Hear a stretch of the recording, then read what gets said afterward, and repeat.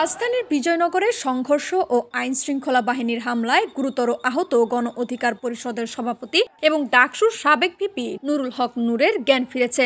শনিবার সকালে তার ভেরিফাইড ফেসবুক পেজ থেকে এই তথ্য নিশ্চিত করা হয়। তবে এখনও তাকে ঢামেকের আইসিইউতে রাখা হয়েছে। উল্লেখ্য, শুক্রবার রাত 11:30টার দিকে তাকে গুরুতর আহত অবস্থায় ঢাকা মেডিকেলের ওয়ান স্টপ ইমার্জেন্সি সেন্টারে আনা হয়। পরে অবস্থা সংকটজনক হওয়ায় রাত 12টার দিকে তাকে স্থানান্তর করা হয় আইসিইউতে। চিকিৎসকরা জানান, নূরের নাক ও চোখে গুরুতর আঘাত রয়েছে। আগামী 48 ঘন্টা না গেলে তার শারীরিক অবস্থা নিয়ে নিশ্চিত কিছু বলা যাচ্ছে না। এদিকে নূরকে দেখতে হাসপাতালে যান প্রধান উপদেষ্টার প্রেস সচিব শফিকুল আলম এবং আইন উপদেষ্টা ডক্টর আসিফ নজরুল।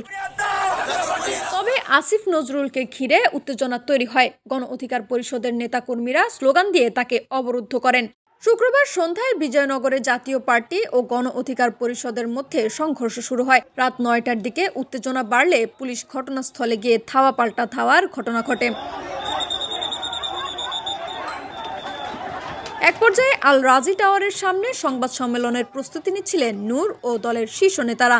তখনই আইনশৃঙ্খলা বাহিনী লাঠিচার্জ চালায় তাদের উপর। এতে নূর সহ কয়েকজন সাংবাদিক আহত হন। গণ অধিকার পরিষদের সাধারণ সম্পাদক রাশেদ খান অভিযোগ করেন, শান্তিপূর্ণ সংবাদ সম্মেলনের প্রস্তুতিকালে এই অযাচিত হামলা চালানো হয়।